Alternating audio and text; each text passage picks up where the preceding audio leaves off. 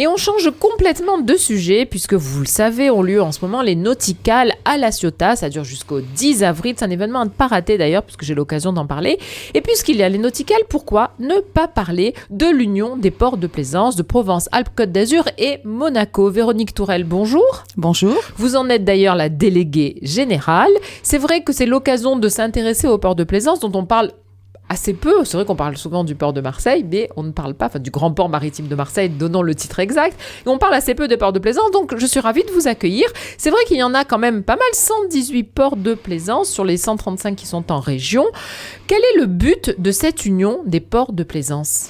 L'Union des ports de plaisance, c'est l'organisme professionnel qui regroupe la grande majorité des ports de plaisance. Et en fait, cet organisme professionnel fonctionne comme un syndicat professionnel pour donner toute l'information qui permet de gérer au mieux son port de plaisance, qu'il soit à flot ou à sec. Donc, on donne de l'information fiscale, sociale, environnementale, administrative.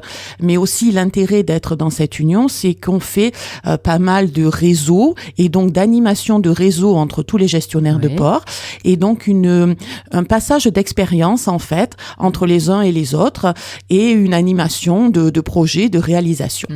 Vous assurez aussi également des formations pour vos adhérents. Oui, tout à fait. On cherche aussi des organismes de formation et des formateurs spécifiques au métier des ports de plaisance. Et croyez-moi, c'est pas évident d'en trouver. Voilà. Et en fait, donc, on s'assure que le personnel et même les directeurs des ports soient bien formés à l'ensemble de nos métiers qui regroupent quand même un panel très, très large. Alors, c'est vrai que c'est quelque chose d'extrêmement important. Ce sont des acteurs économiques importants que ces ports de plaisance. Déjà, parlons, nous sommes à Marseille. À Marseille, il y en a à peu près une dizaine et on se rend bien compte de ce que c'est. On connaît aussi la difficulté de pouvoir avoir une place dans ces ports, d'où l'importance d'une bonne gestion. C'est pour ça aussi qu'on voulait en parler. Et puis, ça représente quand même un nombre d'anneaux très important, de l'argent économiquement qui circule et des emplois. Absolument. En fait, au niveau des ports de plaisance, donc il y en a 135 en région, plus les 2 ports de Monaco. Et ces ports, ça représente 66 000 anneaux, ce qui est, on va dire, le tiers de la capacité française en termes de plaisance. Énorme, hein. Donc, c'est absolument énorme. Le reste, c'est quoi? C'est Bretagne, certainement le reste se répartit sur les diverses façades maritimes, Languedoc-Roussillon, la façade atlantique, la Manche. Mais ici, c'est une grosse concentration. Et d'ailleurs, on accueille 40% de la plaisance mondiale. En plus du nombre d'anneaux, on a un passage, notamment touristique, parce que il y a cet attrait de Marseille, de Nice, de Cannes, de Saint-Tropez, de Monaco, etc., qui attire ces 40% de la plaisance mondiale. Et ça fait quand même un nombre d'emplois, presque 2 millions d'emplois, non? Voilà. Alors, en fait, en termes d'emplois, dans les ports de plaisance, ce sont des petites structures. Donc, sur la région, on va avoir 800 emplois. Par contre, en emploi induit, on est sur du 25 000 emplois, voire beaucoup plus. 25 000, nous, on a pu le quantifier par rapport au nombre de bateaux. Un bateau, ça fait à peu près 2 emplois dans un port de plaisance et entre 10-15 emplois induits. Mais après, c'est difficile de quantifier toute cette économie qui est sur les villes littorales. Hein. Absolument. Alors, on voulait évoquer ensemble ce matin une charte de développement durable des ports de plaisance et de pêche de Provence-Alpes-Côte d'Azur. C'est important parce que récemment, 24 ports ont rejoint cette charte. Alors, qu'est-ce que c'est? Expliquez-nous un petit peu ce qu'il en est. Tout à fait. Alors, pour vous expliquer ce que c'est, je vais remonter à la genèse de la charte. En fait, sur les ports, on a des plaisanciers, on a du personnel des ports de plaisance, mais on a aussi tous les usagers des ports, c'est-à-dire donc les professionnels du nautisme, les professionnels du tourisme, et puis des sportifs, et puis aussi des pêcheurs, et puis aussi des gens qui se promènent. On n'a pas conscience de tout ça. Voilà, exactement. Et puis tous ces gens qui se promènent sur le port. Et donc, on s'est aperçu que souvent, il y avait une incompréhension, parfois une compétition sur l'utilisation de l'espace portuaire. Et donc, on s'est dit que ce serait bien de rapprocher tous ces gens, d'être les médiateurs et de pouvoir tous travailler ensemble pour s'élever ensemble, aussi bien sur le plan économique, que les structures qui travaillent grâce au port puissent progresser sur le plan économique, aussi bien sur le plan social, que les gens, les sportifs, etc., qui ont besoin des infrastructures du port puissent les utiliser. Et donc, tout ceci a fait qu'on en est arrivé à se poser la question de cette charte de développement durable, car n'oublions pas que le développement durable, c'est pas seulement l'environnement, c'est aussi le social et l'économique. Ça, on a tendance à faire un raccourci. Voilà, exactement. Et donc, du coup, s'est posé cette question. Et en plus, on est revenu aux fondamentaux, c'est-à-dire que le port est la porte d'entrée mer-terre, mais aussi le départ terre-mer. Et donc, cette économie qui arrive par le port, elle peut aussi bénéficier aux villes qui sont pas portuaires, mais qui sont à l'interland.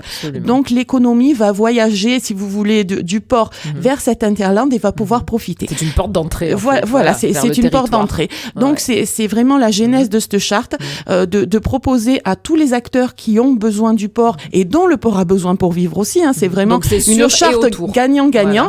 De réutiliser le port, de lui redonner cette fonction d'aménagement du territoire, d'outil d'aménagement du territoire. Et c'est la première fois qu'une telle démarche est faite. Oui, absolument. C'est très novateur. Personne n'y avait vraiment pensé, alors que franchement, c'est vrai que l'idée, c'est qu'une fois que tout le monde est fédéré autour d'un même but, que ça fonctionne bien et que ça fonctionne mieux, c'est vrai que ça en fait un véritable pôle d'attraction. Et c'est ça qui est intéressant. Et c'est un pôle...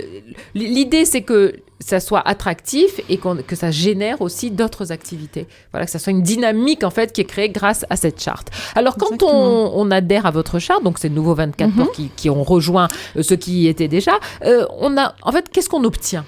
Alors, quand on adhère à cette charte, on obtient bien évidemment des subventions. J'allais dire, j'en parle en premier parce que l'aspect économique est important. C'est le nerf de la guerre. Voilà, c'est le nerf de la guerre. On obtient bien évidemment des subventions parce que cet esprit-là, on l'a réfléchi avec des institutions et notamment le conseil régional qui aide les ports dans ce cadre-là.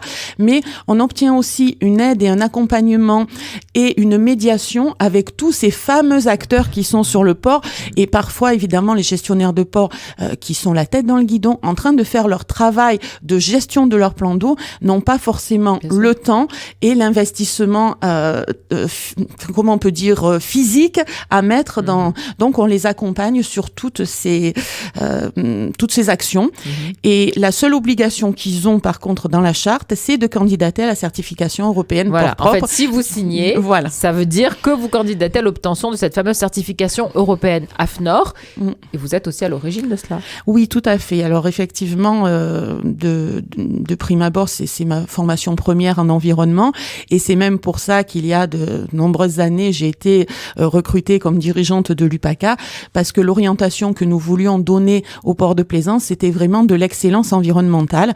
Et donc, au fur et à mesure, on a créé d'abord la démarche port propre. Ensuite, on en a fait une certification française.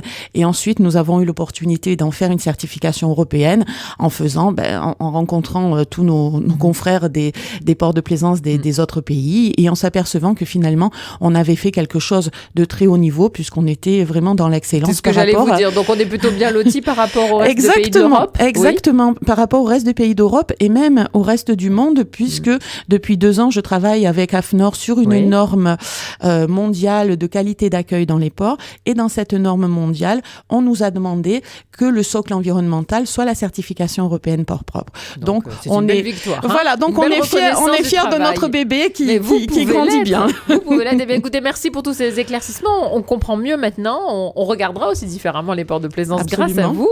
Voilà, je rappelle votre titre. Vous êtes délégué général de l'UPACA, l'Union des ports de plaisance de PACA et alors on dit pas PACA, Provence-Alpes-Côte d'Azur et Monaco. Véronique Tourelle, merci beaucoup. Merci.